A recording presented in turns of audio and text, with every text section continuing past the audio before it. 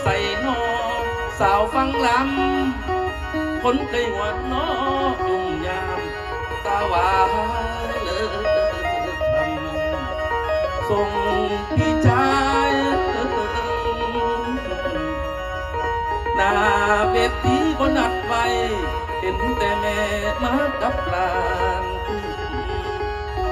สาวต่างเครื่องมารายงานว่าเจ้านี้บอกขึ้นบ้าน